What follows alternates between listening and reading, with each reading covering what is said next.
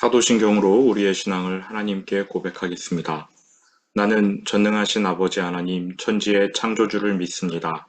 나는 그의 유일하신 아들 우리 주 예수 그리스도를 믿습니다.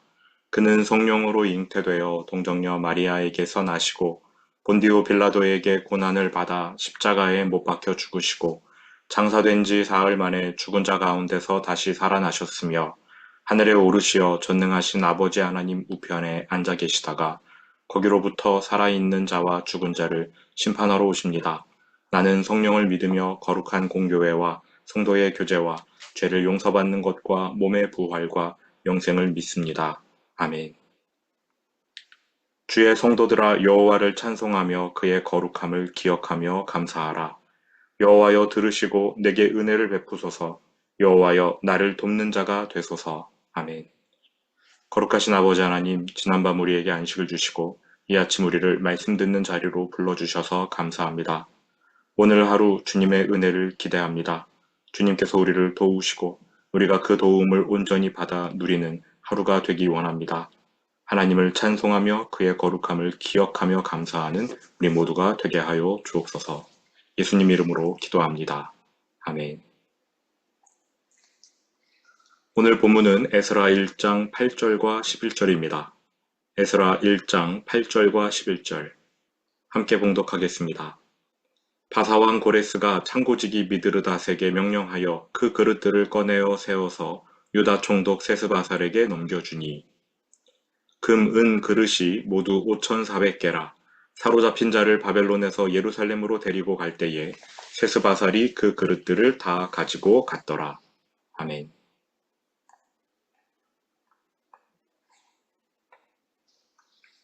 오늘 설교는 1장에 들어가기 전 했어야 합니다. 바벨론 포로기 이후 이스라엘 땅에서 일어난 사건들을 대략적으로 살피고 에스라서를 보는 게 올바른 순서지요. 하지만 세스바살이란 사람의 이야기를 해야 하기 때문에 그의 이름이 나오는 1장을 어제 읽은 것입니다. 오늘은 세스바살 이야기를 하겠습니다. 1장 8절 바사왕 고레스가 창고지기 미드르닷에게 명령하여 그 그릇들을 꺼내어 세워서 유다 총독 세스바살에게 넘겨주니 세스바살은 고레스 왕이 유다의 총독으로 세운 사람입니다. 그런데 성경 다른 곳에선 이 시기의 유다 총독이 세스바살이 아니라 수룹바벨이라고 합니다. 세스바살과 수룹바벨, 이에 대한 두 가지 설이 있는데요. 첫 번째, 세스바살과 수룹바벨이 동일인이라는 것입니다. 세스바살은 바벨론식의 이름이고 수룹바벨은 그의 원래 이름이라는 것이지요. 둘째, 세스바살이 수룹바벨의 삼촌이라는 설입니다. 역대상 3장에는 유다의 족보가 나오는데 수룹바벨의 삼촌으로 세낫살이라는 자가 언급됩니다. 그 사람 세낫살을 세스바살로 보는 견해이지요. 뭐가 맞는지는 모르겠습니다. 저는 편의상 동일인으로 보려고 합니다. 이후로는 수룹바벨이라는 이름이 훨씬 많이 나오기 때문입니다. 세스바살이 수룹바벨과 동일인이든 삼촌 조카 사이이든 상관없이 중요한 두 가지 사실이 있는데요. 첫 번째, 이들은 본래 다윗의 후손 왕족이라는 것입니다. 두 번째, 그러나 더는 왕으로 불리지 못한다는 것입니다. 수룹바벨은 바벨론 2차 포로 때 끌려갔던 여호야긴 왕의 손자입니다. 그러니까 수룹바벨이든 세스바살이든 왕족이고 왕이 되어야 할 사람인데 일개 총독에 불과하다는 것입니다. 이 사실이 참으로 중요해요. 수룹바벨을 보시기 바랍니다. 마태복음 1장 예수님의 족보에도 그 이름이 올라 있습니다. 왕의 족보에 이름이 올라 있으니 왕이어야 하지만 왕일 수가 없어요. 왜냐하면 이스라엘이 독립국가가 아니기 때문입니다. 이후로도 이스라엘 나라에는 왕이 등장하지 못합니다. 페르시아의 속지이고 톨레미 왕국, 셀류커스 왕국의 속국이고 로마 제국의 속지이기 때문에 그렇습니다. 이 지역 유다 땅은 계속 총독이 다스리게 됩니다. 물론 바벨론에서 귀환한 후 400년 지났을 때 이스라엘이 아주 잠깐, 정말 잠깐 독립국가로 존재했던 적이 있기는 합니다. 당시 셀류커스 왕조의 힘이 약해진 틈을 타서 레위지파 제사장 가문 출신들이 왕 역할을 대행했는데요. 그러나 이스라엘의 왕은 유다 지파 다윗의 후손이어야 합니다. 레위 지파는 왕이 될 수가 없어요. 엄밀히 말하면 하나님의 뜻에 맞는 독립국가로 보기 힘들다는 것이지요. 로마 시대에는 훨씬 더 암울합니다. 로마의 빌부터 왕이 된 자가 에돔 출신의 헤롯이니까 말 다 한 거지요. 이스라엘에는 왕이 나올 수 없습니다. 다윗의 후손 왕족이어도 왕이 될 수가 없습니다. 그런데 이 사실이 왜 중요합니까? 다윗의 후손 스룹바벨이 유다의 왕이 아니라 페르시아의 일개 총독이라는 사실, 이 사실이 왜 중요합니까? 중요한 이유는 이제 곧 옛 언약이 끝난다는 것을 알려주기 때문입니다. 옛 언약이 끝난다. 예루살렘으로 돌아온 유대인들은 과거 다윗과 솔로몬의 영광이 회복되기를 바랐습니다. 그래서 포로 귀환 후에 기록된 역대상하를 보시면 열왕기 상하의 기록과 다르다는 걸 느끼실 겁니다. 열왕기서는 남유다와 북이스라엘의 역사를 교차해서 기록했지만 역대기에는 남유다의 역사만 나옵니다. 북이스라엘은 남유다를 방해하는 원수 정도로 등장할 뿐이고요. 북이스라엘에 대해서는 별 관심이 없어요. 게다가 다윗 왕과 솔로몬의 시대를 이상적으로 그립니다. 포로 귀환 후에 그들이 나라를 새로 만들어 가는데 지향점이 어딘가 보았을 때 다윗과 솔로몬 시대라는 것이지요. 그래서인지 다윗과 밧세바의 치정, 우리아를 살인한 이야기를 생략해버렸습니다. 또 아내를 1000명이나 둔 솔로몬의 여성 편력이나 그의 더러운 우상숭배 행위 안 나옵니다. 열왕기서는 솔로몬의 금에 대한 욕심, 재산을 축적하는 일을 질병인 것처럼 평가한 반면 역대기는 그의 부요함을 국력의 상징으로 그렸습니다. 포로 귀환 후에 암울했던 예루살렘의 분위기 속에서 어떻게든 새로 시작하려 했기 때문에 이상적인 나라의 모델을 다윗과 솔로몬, 가장 부유했던 때로 잡은 것이 아닌가 생각됩니다. 이처럼 바벨론에서 돌아온 유대인들은 다윗과 솔로몬 때의 영화가 회복될 것을 기대했습니다. 그러나 하나님의 시간표에 의하면 이때는 과거의 영화를 회복하실 때가 아니라 옛 언약을 마무리하실 때입니다. 예수님의 초림이 임박했어요. 그래서 유대인들은 옛 언약, 옛 영화가 회복되기보다는 새 언약, 메시아를 기다리며 마음을 준비했어야 합니다. 물론 새 언약이 시작되기까지는 여전히 옛 언약에 충실해야 했으므로 성전도 지어야 했고요. 안식일도 지켜야 했고 동물제사, 그 다음에 절기도 지켜야 했습니다. 왕관은 쓰지 못하더라도 다윗 가문의 스룹바벨이 예수님 오시기까지 왕의 계보를 이어가야 했습니다. 그러나 예수님이 오시면 이러한 옛 언약은 끝납니다. 그 모든 것은 그림자로 뒤에 물러나야 하지요. 이제 곧 옛 언약이 끝난다. 새 언약을 준비해야 한다. 이러한 사실을 미리 알려준 대표적인 사건이 있습니다. 스룹바벨과 유대인들이 우여곡절 끝에 정말 어렵게 성전을 완공했어요. 그리고 낙성식을 거행하며 제사를 드렸는데 하늘에서 불이 내려오지 않았다는 겁니다. 여러분 기억하십니까? 모세가 성막을 짓고 하나님께 드렸을 때 어떤 일이 있었는지 기억하시나요? 출애굽기 40장 34절 35절 구름이 회막에 덮이고 여호와의 영광이 성막에 충만하매 모세가 회막에 들어갈 수 없었으니 이는 구름이 회막 위에 덮이고 여호와의 영광이 성막에 충만함이었으며 구름이 워낙 무겁게 내려서 모세가 짓눌리는 바람에 성막에 들어갈 수 없었답니다. 이후 아론의 제사장 위임식이 진행되었고요.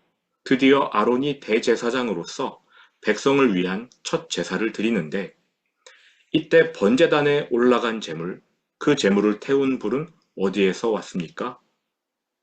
레위기 9장 23절 24절 여호와의 영광이 온 백성에게 나타나며 불이 여호와 앞에서 나와 제단 위에 번제물과 기름을 사른지라. 하늘에서 불이 내려왔어요.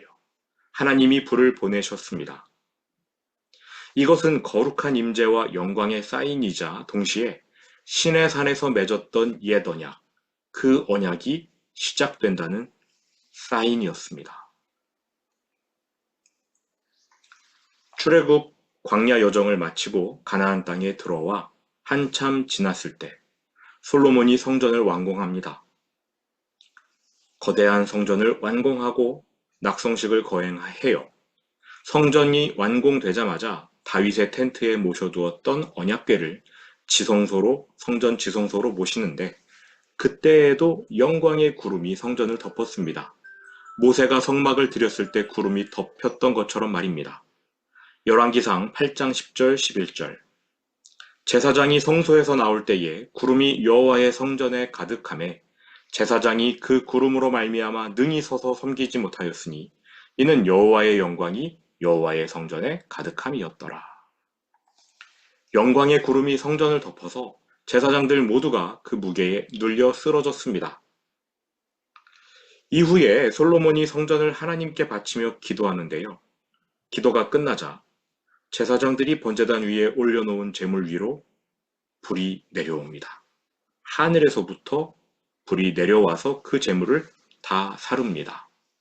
역대하 7장 1, 2절 솔로몬이 기도를 마침에 불이 하늘에서부터 내려와서 그 번제물과 제물들을 사르고 여호와의 영광이 그 성전에 가득하니 여호와의 영광이 여호와의 전에 가득함으로 제사장들이 여호와의 전으로 능히 들어가지 못하였고